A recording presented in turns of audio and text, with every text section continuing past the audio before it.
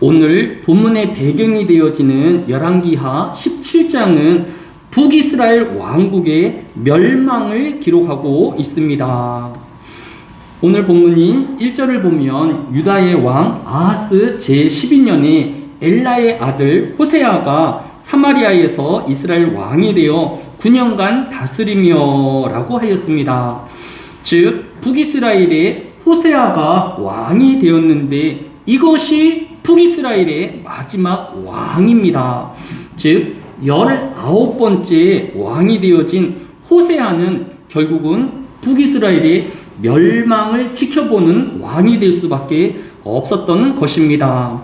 오늘 본문에 보니까 이 유다의 왕 아하스 제12년에 엘라의 아들 호세아가 라고 되어 있는 것을 볼 수 있습니다. 북이스라엘의 18번째 왕은 베가라는 왕입니다. 그러니까 이 19번째 왕인 호세아는 베가의 아들이 아니라는 것을 의미합니다. 이것이 무엇입니까? 반란을 일으켜서 왕이 되었다라는 것입니다. 남유다는 20여 명의 왕이 있었지만 한 번도 쿠데타나 반란이 없이 다윗왕의 한 가정의 혈통으로 끝까지 이어진 것에 반하여서 북이스라엘은 이와 같이 호세아의 반란으로 왕이 된 것까지 8번의 반란이 쿠데타가 있어서 9개의 왕조로 구성되어진 것을 볼 수 있습니다. 아마도 많은 사람들이 왕이 되어지기를 꿈꿀 것입니다. 왕이 되어서 호사로움과 또 영화를 누릴 수 있었을 것입니다. 그런데 그의 종말이 쿠데타라고 하면 자신이 죽임을 당할 뿐만 아니라 자신의 아내와 자신의 자손들까지 다 멸절을 당하는 가장 비참한 미래와 현실을 맞이하게 되어지는 것을 볼 수 있습니다. 이렇게 북이스라엘은 208년 동안 19명의 왕들이 통치하는 동안에 8번의 쿠데타 반란이 일어나서 계산해 보니까 한 28년, 즉 30년이 안 되어서 한 번씩의 반란이 일어났던 것을 볼 수 있습니다. 나라가 한번 이런 쿠데타에 휘둘리게 되어지면 많은 사람들이 죽임을 당하고 또 많은 혼란이 야기게 되어지는데 북이스라엘은 30년이 안 되어서 매번 반란으로 이루어지는 나라가 되었던 것을 볼 수 있습니다. 북이스라엘은 왜 남유대와 달리 이런 불행한 역사를 가질 수밖에 없었을까요? 성경은 그 이유를 2가지로 설명하고 있습니다. 오늘 본문 7절에 보니까 이 일은 이스라엘 자손이 자기를 애굽 땅에서 인도하여 내사 애굽의 왕 바로의 손에서 벗어나게 하신 그 하나님께 죄를 범하고 또 다른 신들을 경외하며 라고 기록하고 있는 것을 볼 수 있습니다. 즉 다른 우상, 즉 하나님이 금하신 우상 숭배 때문에 이러한 어려움을 북이스라엘이 겪었다라고 성경을 기록하고 있는 것을 볼 수 있습니다. 10계명의 첫 계명이 무엇입니까? 출애굽기 20장 3절에 보면 너는 나 외에 다른 신을 내게 두지 말라. 2계명이 무엇입니까? 출애굽기 20장 4절로 5절에 너를 위하여 새긴 우상을 만들지 말고 그것들을 전하지 말고 그것들을 섬기지 말라 하라라고 하였습니다.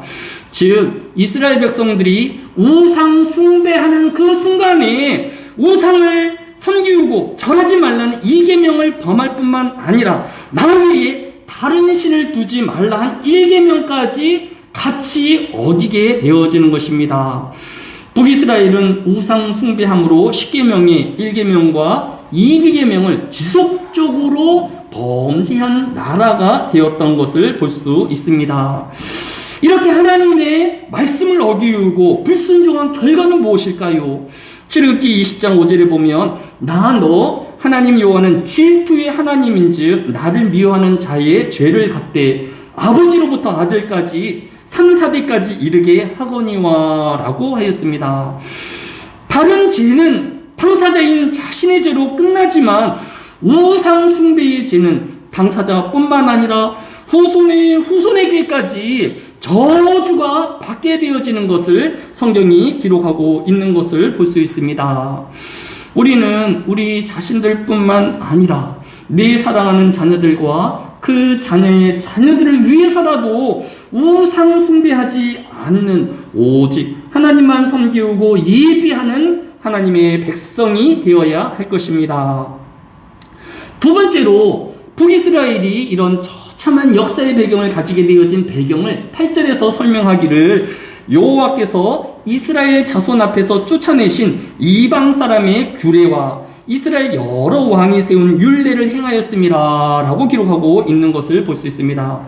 첫 번째 북이스라엘의 죄는 우상을 숭배한 죄였고, 두 번째는 이방인의 규례와 또 이스라엘 여러 왕이 세운 율례를 행하였기 때문이다 라고 기록하고 있는 것을 볼 수 있습니다.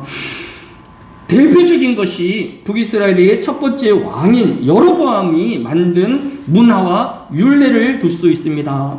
솔로몬 왕이 죽자 여로보암은 10개의 지파를 중심으로 새로운 나라인 북이스라엘을 건국하였습니다. 그런데 이 북이스라엘의 백성들이 이제 예루살렘에 있는 성전으로 예배하러 가는 것을 막기 위하여서 베델과 단에 금송아지를 각각 두어서 이제 예루살렘에 가서 예배할 것이 아니라 단과 베델에 가서 금송아지에게 우상에게 절하며 제사할 것을 강요하였던 것을 볼 수 있습니다. 열왕기상 12장 27절로 3절에 보면 이에 계획하여 두 금송아지를 만들고 무리에게 말하기를 너희는 다시는 예루살렘에 올라갈 것이 없도다. 이스라엘아, 이는 너희를 애굽 땅에서 인도하여 올린 너희의 신들이라 하고 하나는 베델에 두고 하나는 단에 둔지라. 이 일이 죄가 되었으니 이는 백성들이 단까지 가서 그 하나에게 경배함이더라 라고 기록하고 있는 것을 볼 수 있습니다. 북이스라엘의 백성들은 꼼짝없이 이 여로보암이 만든 율례를 따라서, 법을 따라서 베델과 단에서 우상 숭배할 수밖에 없다라는 것을 볼 수 있습니다. 성도는 이 세상의 풍속을 쫓는 자가 되지 말아야 할 것입니다. 하나님의 말씀을 대적하는 율례를 행하는 자가 되어서는 안 될 것입니다. 성도는 구별된 자입니다. 사도 바울은 로마서 1장 7절에 로마에서 하나님의 사랑하심을 받고 성도로 부르심을 받은 모든 자에게 우리 하나님 아버지의 은혜와 평강이 있기를 원하노라. 또 고린도전서 1장 2절에 고린도에 있는 하나님의 교회 곧 그리스도 예수 안에서 거룩하여지고 성도라 부르심을 받은 자들과 또 각처에서 우리 주 곧 그들과 우리 주 대신 예수 그리스도의 이름을 부르는 모든 자들에게 라고 기록하고 있는 것을 볼 수 있습니다. 사도 바울은 로마 교회의 성도들을 또 고린도 교회에 있는 성도들을 구별되어진 자, 거룩한 자, 하나님을 위해서 성별된 백성으로 따로 부르고 있는 것을 볼 수 있습니다. 이처럼 성도란 그리스도로 말미암아 구원을 받은 하나님의 백성이고 하나님을 위하여, 복음을 위하여 따로 구별되어진 성결한 백성이 되어야 함을 교훈하고 있는 것을 볼 수 있습니다. 그런데 그 하나님의 백성이 하나님의 교훈을 따르지 아니하고 성경이 말하고 가르치는 대로 행동하지 아니하고 이방 사람들의 문화와 감수대로 사는 것을 하나님은 용납하실 수가 없는 것입니다. 이렇게 우상을 숭배하고 하나님의 말씀대로도 살지 않는 북이스라엘은 결국은 하나님의 저주와 멸망을 당할 수밖에 없는 것입니다. 성경의 이러한 기록은 성경의 기록만은 아니었습니다. 오늘 본문 3절에 보면 아수르의 왕 살만 에셀이 올라오니 호세아가 그에게 종이 되어 조공을 드리더니 라고 하였습니다. 성경의 기록자가 아닌 세상의 역사가들도 살만 에셀 5세가 북이스라엘을 침략하여서 그들을 식민지로 삼고 또 그들로 조공을 받게 한 것이 비문으로 지금도 남아있는 것을 볼 수 있습니다. 1843년에 고고학자들이 아수르의 수도인 코르사 바디에서 발굴되어진 비문을 해석하여서 공개하였는데 나는 사마리아를 포위 공격하여 정복하였다. 내게 승리를 주신 신을 위하여 내가 포로 27,290명을 잡아왔고 내가 그 점령한 나라에 내 총독을 파병하고 아수르 사람들을 그곳에 대신 살게 하였다라는 비문을 공개한 것이 있는 것을 볼 수 있습니다. 성경은 역사서는 아니지만 진리를 담고 있고 또 진실되어지는 것이 성경이 아닌 일반 역사학자들에 의해서도 이렇게 증명되어지고 있는 것을 볼 수 있습니다.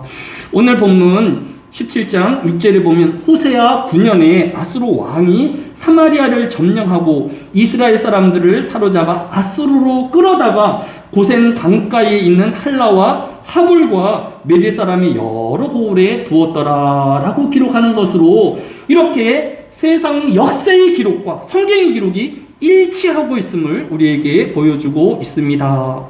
이스라엘 백성들은 이제 3만 명령이 아수르의 땅인 고센으로 강제 이주당하였습니다.